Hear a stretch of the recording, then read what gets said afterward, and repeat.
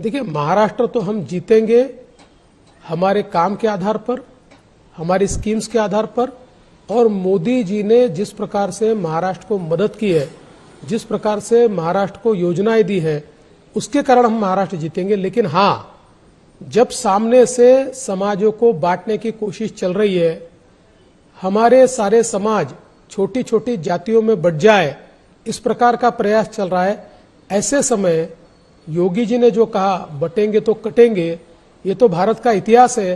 भारत जब भी भाषाओं में बटा है, प्रांतों में बटा है, जब भी भारत जातियों में बटा है, तब तब भारत गुलामी में गया है। जातियों में बटने के कारण ही हम गुलामी में गए। तो जब गुलामी में गए तो हम लोग कटे भी है, भारत भी कटा है और भारत की जनता भी कटी है। इसलिए बटेंगे तो कटेंगे, ये बात जो कही है ये तो सही है, लेकिन उससे ज्यादा मैं ये मानता हूं कि जो मंत्र मोदी जी ने दिया है, एक है तो सेफ है, ये मंत्र बहुत महत्वपूर्ण मंत्र है। कांग्रेस की जो नीतियां है, जिन नीतियों के तहत समाज को वो तोड़ना चाहती है, उसके खिलाफ मोदी जी का मंत्र है एक है तो सेफ है, और निश्चित रूप से महाराष्ट्र की जनता इस मंत्र को अमल में लाएगी। लोकसभा निवडणुकीच्या वेळी प्रचार करत असताना शरद पवार, उद्धव ठाकरे, काँग्रेस यांनी एक अत्यंत घाणेरडा आणि खोटा नरेटिव्ह पसरवला होता की भारतीय जनता पक्ष जर बहुमतात आला तर ते देशाचं संविधान बदलून टाकतील। मात्र देशाचं संविधान सुरक्षित आहे आणि देशाचं संविधान बदललं जाणार नाही हे आता अनेकांच्या लक्षात आलेलं आहे। भारतीय जनता पक्ष तर ते अजिबातच करणार नाही। मात्र असं जर कोणी केलं तर ते असतील काँग्रेसवाले। यांचा 50 वर्ष वयाची उलटून गेलेला सुद्धा तरुण युवा नेता असलेला राहुल खान गांधी हा नकली गांधी अमेरिकेमध्ये जाऊन बरळून आलेला आहे की आम्ही आरक्षण संपवण्याचा विचार करत असतो। आरक्षण जर यांना संपवायचं असेल तर यांना संविधानामध्ये बदल करावे लागणार आहेत। याचाच अर्थ असा आहे की ही नालायक काँग्रेस संविधान बदलणार, हीच नालायक काँग्रेस आरक्षण बंद करणार। आता लोकांनी विचार करायचा आहे की यांनी अगोदर कसा खोटा नरेटिव्ह पसरवला होता। हीच गोष्ट गेल्या काही दिवसांपासून भारतीय जनता पक्ष, देवेंद्र फडणवीस आणि एकनाथजी शिंदे खोडून काढत आहेत। बऱ्यापैकी लोकांमध्ये जनजागृती होत आहे असं सांगत असतानाच देवेंद्र फडणवीस यांनी विश्वास व्यक्त केलेला आहे की यावेळी महायुती जोरदार बॅटिंग करणार आणि पुन्हा एकदा महाराष्ट्रामध्ये महायुतीचंच सरकार येणार। देवेंद्र फडणवीस यांनी हे अत्यंत ठामपणे सांगितलेलं आहे। मित्रांनो, देवेंद्र फडणवीस यांचा अंजना ओम कश्यप यांनी घेतलेला हा इंटरव्ह्यू पूर्ण बघण्या अगोदर एक छोटीशी विनंती आहे। प्रपंच परिवाराने हिंदू प्रपंच या YouTube चॅनल वरून एक रामभजनाचा सुंदर असा व्हिडिओ सादर केलेला आहे, ज्याची लिंक या व्हिडिओच्या डिस्क्रिप्शन बॉक्स मध्ये दिलेली आहे। त्या लिंकला क्लिक करा आणि हे सुंदर मूळ पवित्र राम भजन ऐका। ईश्वर अल्लाह तेरो नाम सबको सन्मती दे भगवान हे भ्रष्ट झालेलं तथाकथित महात्म्याचं रामभजन अजिबात गायचं नाही, ऐकायचं नाही, आपल्या मुलांना सुद्धा गाऊ द्यायचं नाही। तर सुंदर विग्रह मेघश्याम गंगा तुलसी शालिग्राम प्रभू श्री रामांचं हे मूळ आणि पवित्र भजन ऐका, आपल्या मुलांना ऐकवा आणि आपल्या हिंदू मित्र परिचितांना सुद्धा हा व्हिडिओ शेअर करा। महाप्रपंच आणि हिंदू प्रपंच या दोन्ही YouTube चॅनलला आवर्जून सबस्क्राइब करा। बेल आयकॉन सुद्धा प्रेस करा, म्हणजे आमचे व्हिडिओज सगळ्यात अगोदर तुमच्यापर्यंत पोहोचतील। चला आता बघूया उपमुख्यमंत्री देवेंद्र फडणवीस जी यांनी महाभकास आघाडीचा बुरखा आणि त्यांचा खोटा नरेटिव्ह कसा टराटरा फाडला आहे। देखिए, आपके नेतृत्व में पार्टी ने यहाँ पर सरकार बनाई, दूसरी बार भी मौका मिला, तीसरी बार आप लोग चुनावी मैदान में हैं। 2024 के भी लोकसभा चुनाव में महाविकास आघाड़ी का प्रदर्शन महायुति से बहुत अच्छा था। तो इन मतलब अभी जून के महीने से नवंबर के महीने आते आते क्या बदला है कि आप आश्वस्त दिख रहे हैं कि महायुति की सरकार बनेगी? क्योंकि तब आघाड़ी का प्रदर्शन अच्छा था, आप दावा कर रहे हैं विधानसभा में आपका प्रदर्शन अच्छा रहेगा, क्यों? अंजना जी, हवाओं का रुख बदल चुका है। जिस प्रकार से हवाओं को प्रदूषित करने का काम, विचारों को प्रदूषित करने का काम, फेक नरेटिव चलाने का काम कांग्रेस और उस समय की आघाड़ी की सरकार ने किया था, हमने अब उनका चेहरा खुला कर दिया है। हम लोग विशेष रूप से लोकसभा के चुनाव में 2 कारणों से हारे। पहला कारण ये था कि संविधान बदलेगा और आरक्षण जाएगा, इस प्रकार की बातें नीचे पहुंची, और महाराष्ट्र में ये मैं अपनी गलती मानता हूं कि हम लोग ये व्यवस्था ही नहीं बना पाए कि जिस तेजी से नैरेटिव फैला उस नैरेटिव को हम रोक पाए, हम नहीं रोक पाए, तो उससे एक बहुत बड़ा हमारा वोटर उस चुनाव में हमसे खिसका। और दूसरी चीज, जिस प्रकार से महाराष्ट्र में वोट जिहाद का प्रयास ये कांग्रेस आघाड़ी सरकार ने किया, मसलन धुलिया जैसी एक सीट, जिस सीट पर 6 में से 5 कॉन्स्टिट्यूएंसी में हम 1,90,000 से आगे थे और एक मालेगांव सेंट्रल में इस प्रकार की वोटिंग हुई कि हम 1,94,000 से पीछे गए और 4,000 वोटों से हारे। ऐसी 12 सीटें हैं जिन सीटों पर 1 या 1.5 अल्पसंख्यक वोटों की सीटों के कारण हमको हारना पड़ा। बाद में हमारे ध्यान में आया कि पूरे तरीके से धार्मिक नेताओं को इस्तेमाल करते हुए, अल्लाह की कस्में देते हुए और धार्मिक स्थलों से आवाहन करते हुए एक प्रकार से वोट जिहाद यहां पर किया गया। अब ये दोनों चीजें संभव नहीं है। पहली चीज इसलिए संभव नहीं है कि राहुल गांधी ने अमेरिका में स्टेटमेंट देने के बाद और नागपुर में एक लाल संविधान दिखाया जिसके अंदर कोरे पन्ने थे। अब ये नैरेटिव वैसे भी समाप्त हो चुका और लोग भी जान चुके हैं कि आरक्षण देने वाले मोदी जी, आरक्षण लेने वाले मोदी जी नहीं है।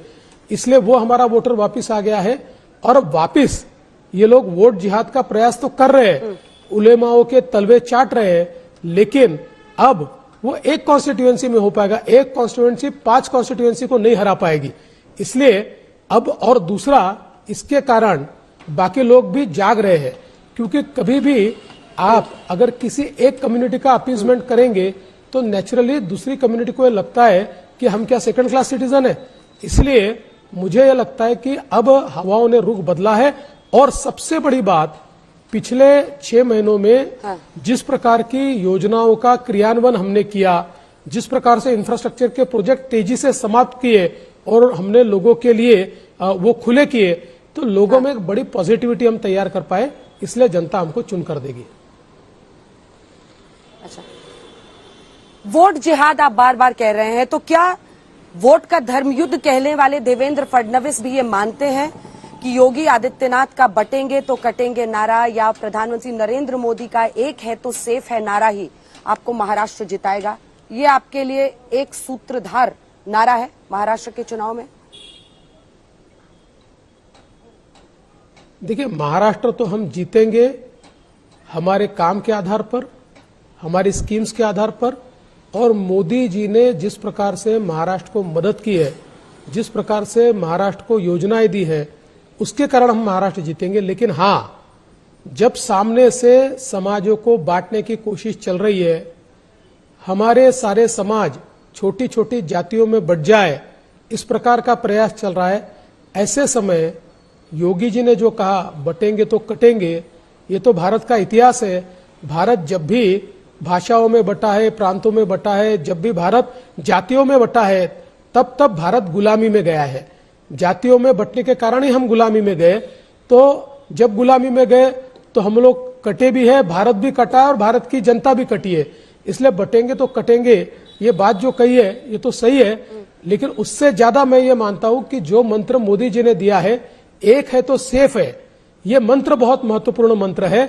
कांग्रेस की जो नीतियां है, जिन नीतियों के तहत समाज को वो तोड़ना चाहती है, उसके खिलाफ मोदी जी का मंत्र है एक है तो सेफ है। और निश्चित रूप से महाराष्ट्र की जनता इस मंत्र को अमल में लाएगी। तो फडणवीस साहब, ये आप अजीत पवार को क्यों नहीं समझा पा रहे? वो तो कह रहे कि ये मंत्र महाराष्ट्र में नहीं चलेगा। आप पंकजा मुंडे को क्यों नहीं समझा पा रहे? अशोक चव्हाण को क्यों नहीं समझा पा रहे?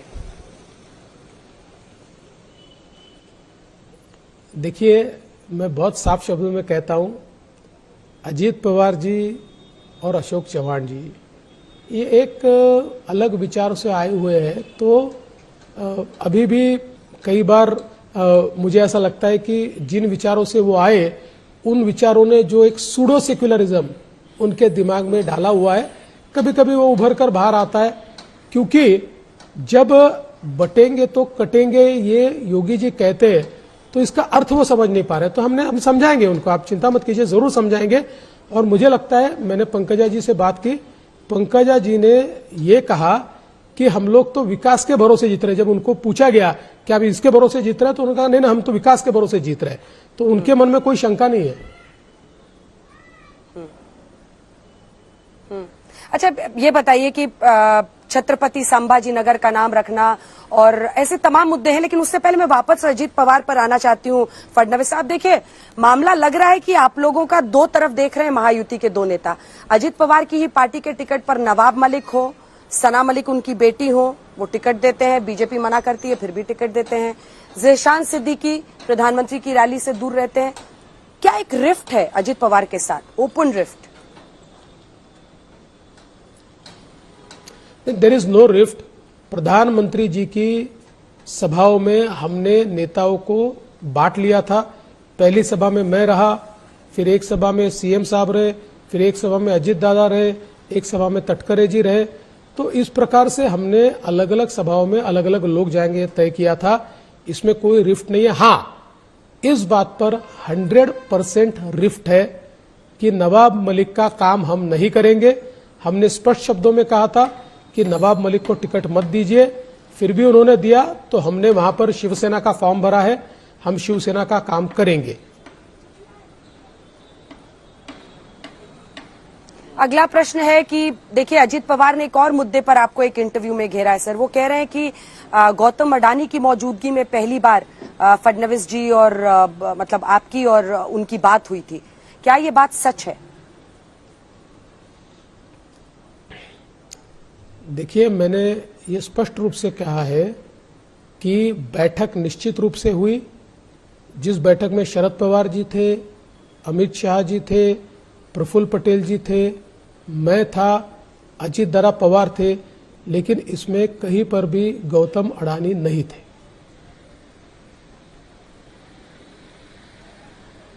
ठीक है, अब अगले प्रश्न पर आती हूँ, क्योंकि अगर हम देखें तो छत्रपति संभाजी नगर वाली जगह पर जब आप गए, जो कि पहले औरंगाबाद था, ये सच है कि 2022 के बाद आप लोगों ने वहां का नाम बदला। अभी मैं अहिल्या नगर में मौजूद हूँ, आप लोगों ने नाम बदला, लेकिन आप पहुंचते हैं वहां पर और कहते हैं सुनो वैसी, किसी का बाप भी पैदा हुआ तो वापस इसका नाम औरंगाबाद नहीं कर। क्या धर्म के ही आधार पर ये राजनीति चल रही है? और छत्रपति संभाजी नगर वहां का नाम रखना या अहिल्या नगर, ये सब आप लोगों का कोर एजेंडा है? मतलब हिंदुत्व के सहारे बीजेपी दिख रही है फडणवीस जी। देखिए, अगर आप मेरे भाषण सुनेंगे तो मैं 95% भाषण ये विकास पर देता हूं, क्या किया है, क्या करने वाले हैं, इसके ऊपर बोलता हूं। 5% मैं जवाब देता हूं। मैं संभाजीनगर जब पहुंचा तो उससे पहले ओवैसी जी की सभा वहां पर हुई थी और उस सभा में यह कहा गया कि ये कैसे छत्रपति संभाजीनगर है, कौन थे संभाजी, ये तो हमारे पुरखों ने बसाया हुआ है, ये तो हमारी जमीन है। तो मुझे उनको बताना पड़ा कौन है संभाजी। देश धर्म पर मिटने वाला शेर शिवा का छावा था, महापराक्रमी परम प्रतापी एक ही शंभू राजा था, ऐसे जिस संभाजी महाराज के बारे में कहा जाता है। और ये कहां से उनके पुरखों की भूमि हुई? छत्रपति शिवाजी महाराज की भूमि है। ये भूमि हमारे पुरखों की भूमि है। उन्होंने तो रजाकारों के माध्यम से हमारे ऊपर लगातार हमले किए, हमारे माताओं बहनों की अस्मत उस जमाने में रजाकारों ने लूटी है। तो ये कैसे उनकी भूमि हो सकती है? इसलिए उनको मुझे ये जवाब देना पड़ा कि आप इसको वापस औरंगाबाद नहीं कर सकते, ये छत्रपति संभाजी नगर है और छत्रपति संभाजी नगर रहेगा। ये मेरा जवाब था। मैं अपने आप से कोई चीजें बोलता नहीं हूं, लेकिन एक बात तो पक्की है, कोई ईंट फेंकेगा तो पत्थर से जवाब आएगा। शरद पवार पर आते हैं। क्या आप मानते हैं कि 2024 के चुनाव में शरद पवार बड़े फैक्टर थे और इस बार भी वो बड़े फैक्टर, इसीलिए आपकी पार्टी उन पर हमला करने के लिए बहुत सोच समझकर बोल रही है? फडणवीस जी, देखिए, महाराष्ट्र में शरद पवार जी हमेशा ही फैक्टर रहे हैं और फैक्टर रहेंगे, क्योंकि महाराष्ट्र की राजनीति में जितनी मेरी उम्र है उतनी उनकी राजनीतिक उम्र है। तो उनको महाराष्ट्र की राजनीति समझती है। महाविकास आघाड़ी या ये जो गठबंधन तैयार हुआ है, ये शरद पवार जी ने तैयार किया हुआ है। शरद पवार जी ही इसको चलाते हैं। कभी उद्धव जी को ऊपर करते, कभी कांग्रेस को ऊपर करते, कभी इनको नीचे करते, कभी उनको नीचे करते। तो रिमोट कंट्रोल तो पवार साहब के हाथ में है। लेकिन ऐसा नहीं है, मूल रूप से इस बार की हमारी लड़ाई कांग्रेस के खिलाफ है। सबसे बड़ी पार्टी के रूप में कांग्रेस लड़ रही है और बीजेपी के खिलाफ तो सबसे ज्यादा सीटों पर सीधी लड़ाई कांग्रेस के साथ है। इसलिए हमारा सीधा वार या हमारी जो बातें होंगी वो तो ज्यादा कांग्रेस के खिलाफ होगी। जहां पर हम लोग शरद पवार जी की पार्टी के खिलाफ लड़ रहे हैं वहां हम उन पर बोलते, लेकिन जहां पर हम कांग्रेस के खिलाफ लड़ रहे हैं वहां तो कांग्रेस पर ही हमको हमला करना पड़ेगा, कांग्रेस को ही उनका असली चेहरा क्या है दिखाना पड़ेगा, तो दिखाने की कोशिश हम कर रहे हैं। 75 सीटें ऐसी हैं जहां पर बीजेपी और कांग्रेस की सीधी लड़ाई है सर, लेकिन वापस आते हुए 41 सीटें ऐसी हैं जहां शरद गुट और अजित गुट के बीच में सीधी लड़ाई है।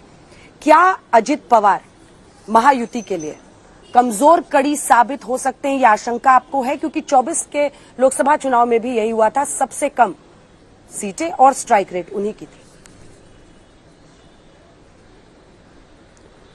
जहां श्री अजित पवार जी और श्री शरद पवार जी की पार्टियां आमने सामने लड़ रही है, मैं दावे के साथ कहता हूं अजित पवार जी की पार्टी ये भारी पड़ेगी। 39 सीटों में 25 सीटों पर अजित पवार जी की पार्टी जीतेगी। अब एकनाथ शिंदे और उद्धव ठाकरे के बीच की लड़ाई, 53 सीटें ऐसी हैं जहां पर यहां पर सीधा मुकाबला है। यहां पर आपको लगता है क्योंकि पिछली बार सीटें उद्धव ठाकरे की ज्यादा थी लोकसभा में, लेकिन स्ट्राइक रेट एकनाथ शिंदे का था, ये जो डायरेक्ट फाइट है सेना वर्सेस सेना की, उसमें असली कौन साबित होगा और क्यों? मुझे पूर्ण विश्वास है कि जो शिवसेना है, हिंदू हृदय सम्राट शिवसेना प्रमुख बाला साहब ठाकरे जी की शिवसेना, जिसके अब राष्ट्रीय अध्यक्ष ये एकनाथ शिंदे जी है, यही हावी रहेगी, क्योंकि उन्होंने लोकसभा में अपना बेस एस्टेब्लिश कर लिया। उन्होंने ये प्रूव कर दिया कि लोगों ने उनकी शिवसेना को बाला साहब ठाकरे की शिवसेना मान लिया है और लोगों ने वोट दिया है। और हमारा और शिवसेना का जो गठबंधन है, इसमें हमारा जो वोटर है वो बहुत इजीली शिवसेना को ट्रांसफर होता है, या उनका भी हमको होता है, क्योंकि लोगों को एक दूसरे को वोट देने की आदत है। इसलिए उन सभी सीटों पर बीजेपी और शिवसेना मिलाकर हम लोग एक बहुत फॉर्मिडेबल कॉम्बिनेशन है। कुछ सीटों पर एनसीपी की भी बहुत अच्छी मदद हमको मिल रही है। तो मुझे लगता है कि इन सीटों पर वापस एक अच्छा स्ट्राइक रेट ये एकनाथ शिंदे जी की शिवसेना का होगा। सर, एक तरफ है आपका लाड़की बहन योजना, दूसरी तरफ सोया और कपास के किसानों के मुद्दे पर एक तमाम जो विपक्षी पार्टियां हैं आपको घेर रही हैं। जब आप हिंदू मुस्लिम करते हैं, वो कहते हैं कि देखो मराठा आरक्षण के मुद्दे को पीछे करने के लिए ये मुद्दा उठाया जा रहा है। क्या लाड़की बहन योजना शेतकारी जो किसान है उनके मुद्दे पर भारी पड़ेगी, आपके लिए वाकई गेम चेंजर बनेगी, या फिर सोया और कपास के किसानों को सही मूल्य ना मिलना ये एक बड़ा चैलेंज है यूटी के लिए? देखिए, पहली बात तो है कि ये दोनों को पैरेलली हम लोग उसका पैरेलल नहीं ड्रॉ कर सकते। लाडली बहन योजना अपनी जगह है, वो गेम चेंजर बनने वाली है, लेकिन जहां तक सोयाबीन और कपास के किसानों का सवाल है, तो पिछले वर्ष सोयाबीन और कपास का भाव इंटरनेशनल मार्केट में नीचे गया, तो मार्केट एमएसपी के नीचे आया। हम लोगों ने उस समय घोषणा की थी कि जितना डिफरेंस है प्राइस का वो राज्य की सरकार देगी, लेकिन ये लोकसभा के चुनाव आए और उसके कारण हम लोग आचार संहिता में वो नहीं दे पाए। लेकिन लोकसभा के चुनाव के बाद वो प्राइस डिफरेंस हमने दे दिया और उसके कारण किसानों को अब ये विश्वास है, हमने घोषणा की है इस साल भी एमएसपी में और मार्केट में जो प्राइस डिफरेंस होगा, क्योंकि खरीफ का तो मतलब बिक्री जो अभी चल रही है वो दिसंबर तक चलेगी, तो हमने कह दिया है कि जो प्राइस डिफरेंस होगा वो हम किसानों को देंगे। तो मुझे लगता है कि किसानों का हमारे ऊपर विश्वास है। साथ में हमने 400 केंद्र खोलकर सोयाबीन की खरीद भी शुरू कर दी है। सोयाबीन की खरीद में हमको प्रॉब्लम यह आ रहा था, इस बार डिलेड मॉनसून के कारण मॉइस्चर कंटेंट ज्यादा था, 12% से ऊपर था।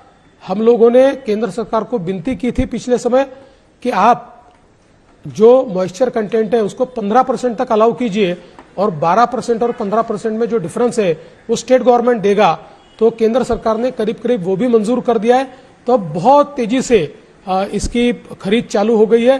करीब करीब 1.5 लाख किसान ऑलरेडी सेंटर्स पर जाकर अपना माल दे चुके हैं और वो खरीद प्रोसेस में है। तो मुझे लगता है एक और एमएसपी पे खरीद भी हम करेंगे और जहां पर किसानों को एमएसपी नहीं मिलेगी वो मार्केट में बेचेंगे, वहां पर हम लोग उनको भावांतर योजना के तहत पूरा पैसा देने वाले हैं। ये बात हमने किसानों तक पहुंचाई है। साथ साथ हमने किसानों को बिजली मुफ्त में दी है। किसान इस बात से बहुत हर्षित है कि अब किसानों को बिजली का बिल नहीं भरना पड़ता। पिछले कुछ महीनों में जो भी बिल उनके पास गया वो 000 का बिल गया, क्योंकि उनका बिल ये राज्य सरकार ने भरा है। और एक चीज और अंजना जी कहना चाहता हूं, ठीक है, आखिरी के 2 सवाल सर की बात की, विपक्ष कहता है, ठीक है हाँ, एक चीज मैं कहना चाहता हूं कि मराठा आरक्षण तो हमने दे दिया, 10% आरक्षण है। मैं विपक्ष को सवाल पूछना चाहता हूं, आपका घोषणा पत्र आया उसमें मराठा शब्द का उल्लेख ही नहीं है, मराठा आरक्षण के बारे में आपने बोला ही नहीं है। अगर ये इतना महत्वपूर्ण मुद्दा है तो आप कम से कम घोषणा पत्र में कुछ तो बोल देते। कुछ नहीं बोला आपने, क्योंकि आपको पता है क्या होने वाला है। ठीक है, अब आखिरी सवाल है सर। एक तो कन्हैया कुमार ने आपकी पत्नी पर पर्सनल कमेंट किया कि वो रील बनाती रहती हैं, उस पर आपका जवाब। और साथ ही देखिए, आपके जितने फॉलोअर्स हैं, बीजेपी के कार्यकर्ता हैं, मैंने सांसदों से बात की है, मंत्रियों से बात की है, सब चाहते हैं आप सीएम बने, वो आपके लिए काम कर रहे हैं। इस पर आपका जवाब चाहूंगी, क्योंकि 148 सीटों पर बीजेपी लड़ रही है, 3-4 अपने साथी मिला लीजिए आरपीआई वगैरह, तो 152 पर आप लड़ रहे हैं। और कम से कम 19 ऐसे उम्मीदवार हैं जो बीजेपी के नेता हैं, लेकिन या तो वो शिंदे साहब की पार्टी से लड़ रहे हैं या अजित पवार के सिंबल पर लड़ रहे हैं। 27 बीजेपी के बागी हैं। तो लगभग ऐसा करते करते 190 से ज्यादा सीटों पर आपके लोग हैं।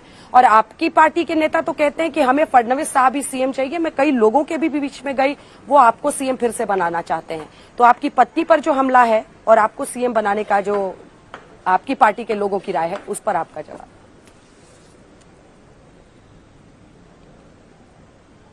जब हार से बौखलाहट होती है तो इस प्रकार के हमले किए जाते हैं।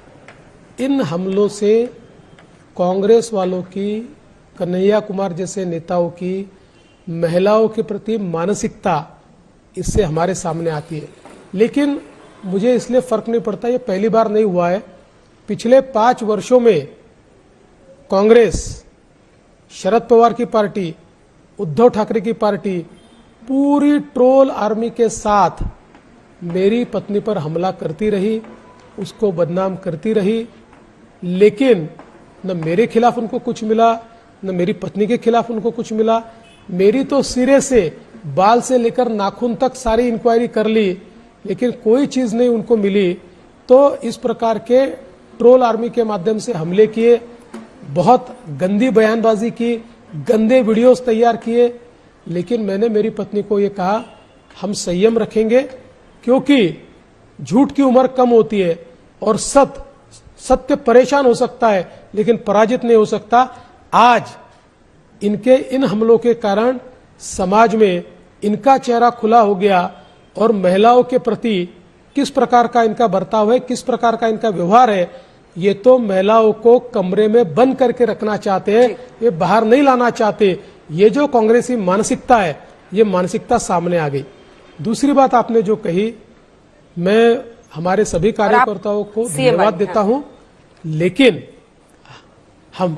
हमारी महायुति में ये बात पक्की हो गई है कि सीएम के प्रस्ताव पर, नाम पर फैसला ये चुनाव के बाद होगा। देखिए, अभी एकनाथ शिंदे जी हमारे सीएम है, सरकार उनके नेतृत्व में चल रही है, सरकार मैंडेट मांग रही है। नई सरकार चुनकर आती है तो वापस सीएम का चुनाव करना पड़ता है। उस समय हमारे तीनों नेता, एकनाथ शिंदे जी उनकी पार्टी के राष्ट्रीय अध्यक्ष है, अजित पवार जी उनकी पार्टी के राष्ट्रीय अध्यक्ष है, और हमारी पार्टी का पार्लियामेंट्री बोर्ड हमारे राष्ट्रीय अध्यक्ष जी को ऑथराइज करता है।